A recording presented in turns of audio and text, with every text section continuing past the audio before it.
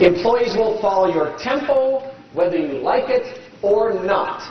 And I'll repeat the last two words, or not, because that will happen. I would just like you to envision that when you come into your restaurant, the employees begin looking at you the minute you hit the door. They're watching you because they're looking for a tempo.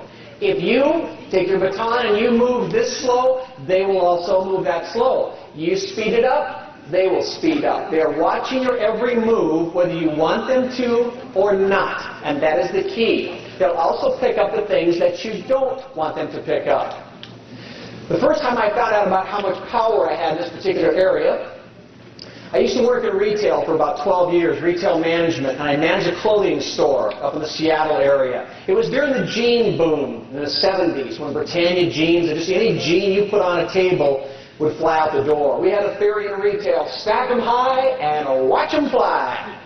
So at the mall that I worked in, it was about 15 minutes before opening, we had about 10 cases of jeans to get stacked up on these tables. And I had two stock people that I asked to go do it. Well, I watched them as they were putting the jeans out, and they were putting them out at about this pace, and they were talking to each other, which is fine, but I knew at the pace they were going, they were never going to get it out on time. So I stepped out, came up to the front of the store, and I said, let me give you a hand. Cracked open a box, and I kept talking right with them, but I was working at about twice the pace they were. I never said a word. But immediately, they began working at the exact same pace as me. It was the very first time, this is almost 25 years ago, that I realized the power that I had to set the tempo for the people around me with the unspoken word, simply by doing it. About 15 years ago, when I started one of my businesses up 15 years ago, a different company, I had about 10 employees. And I used to get my postage stamps at the post office like most of us and lick them and put them on the bills that I would send out. So that's how I clearly handled most of my mail. Well, I went over to a friend of mine who he owned a business that was much larger than mine, and I was sitting there talking to him, but I noticed his secretary was over there, and she had this machine in front of her. It was sweetness. You put a piece of mail in there, you go ka-ching, you put a ka-ching stamp on it, and it was sweet. I said, well, if you're going to have a professional business, Brad, you've got to have one of these machines. So I went to Pitney Bowes and I leased myself a ka-ching machine. Brought it back to my office. I put my mail in there. Ka-ching! It was beautiful. And I put it inside my mail slot. Working fabulous. I started to notice, however, that it was working so good and I was having a tough time at home, so I started bringing my mail and my bills from home and putting them in my ka-ching machine and putting my mail in the mail slot to go out. I noticed a few weeks later, I started noticing a few of my employees' mail from home showing up with my ka-ching thing on it inside the box. Not a big deal, it's only a few pieces of mail. But I got to tell you, after about 4 months, it was near Christmas, and I'm telling you, ka-ching, ka-ching, ka-ching, ka-ching, Christmas cards like this thick inside my thing.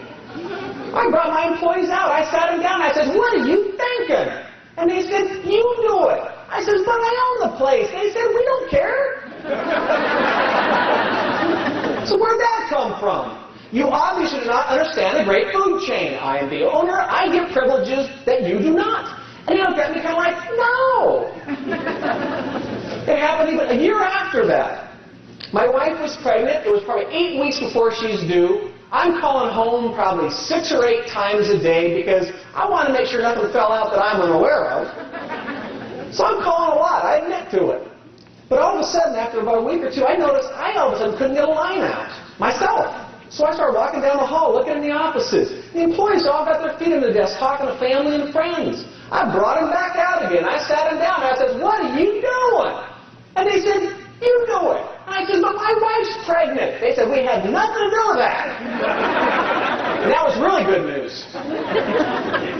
But it just reinforced to me. I still, to this day, do not, oh, you ought to see the Pitney Bowes machine I got now, man. 350 horsepower. It is a big, mean machine. But I do not bring my personal mail in and run it through the machine because I know I can't stop my employees from doing it. They'll do it.